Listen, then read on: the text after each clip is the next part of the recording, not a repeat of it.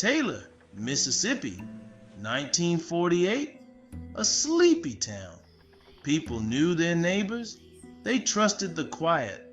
The Locketts were no different. They worked their farm, a picture of rural life. But that peace was an illusion. It hid something monstrous, something lurking in the woods. The first sign was the silence. The usual night sounds vanished. Crickets stopped chirping. Owls no longer hooted their lonely calls. An unnatural stillness settled over the land. It was the calm before the storm, a storm of terror. The Locketts started hearing things. Strange sounds drifted from the tree line, rustling leaves that sounded too heavy, twigs snapping under unnatural weight, low growls that sent shivers down their spines. They dismissed it at first. Wild dogs, they thought. A bobcat maybe, but doubt gnawed at their courage. The sounds grew bolder, closer. One night Martha Lockett saw it, a fleeting glimpse through the moonlit window, a tall, dark figure at the edge of the woods, standing on two legs, watching. She told her husband, but he dismissed her fears. It was just their imaginations, he insisted. But deep down, fear was taking root. They were being watched, hunted. The attack started subtly. A chicken missing from the coop. One of the dogs found torn apart in the morning. The Locketts tried to rationalize it. Wild animals, they told themselves. But the attacks escalated. One morning they found their prize bull dead, drained of blood.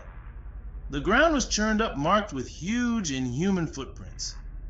Fear turned to terror. This was no ordinary predator. This was something else, something monstrous.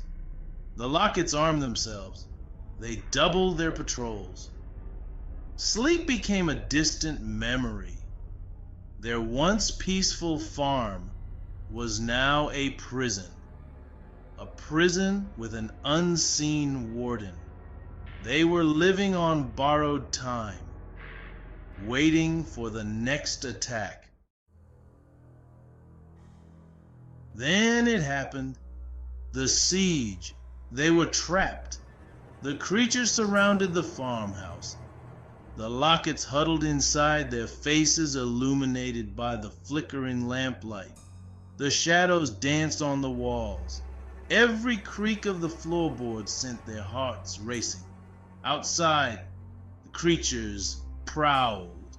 Their heavy steps shook the ground. Their guttural growls sent shivers down their spines. The siege had begun. The night stretched on, an eternity of fear.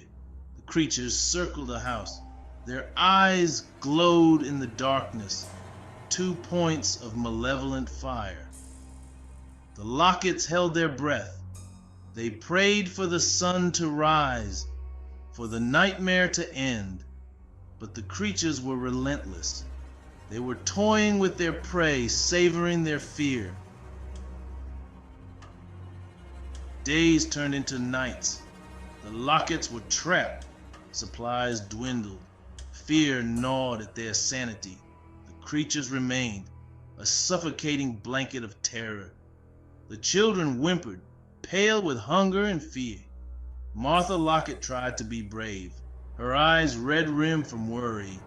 Her husband John was their rock, his resolve unwavering. He would protect his family. The silence broken by growls and whispered prayers.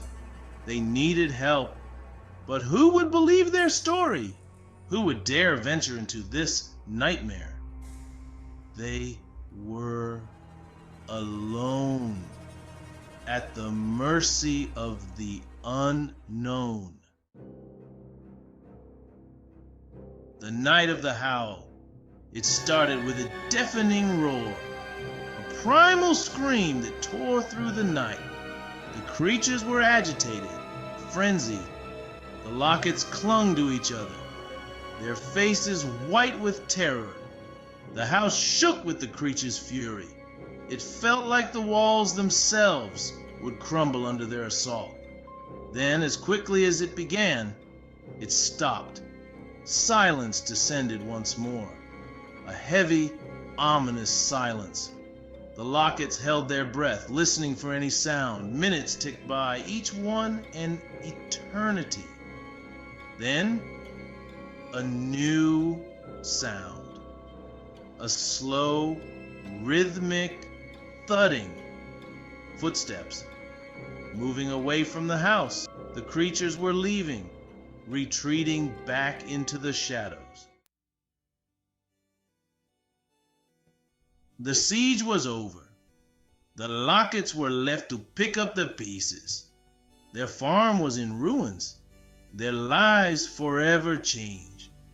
The news of the siege spread through Taylor like wildfire.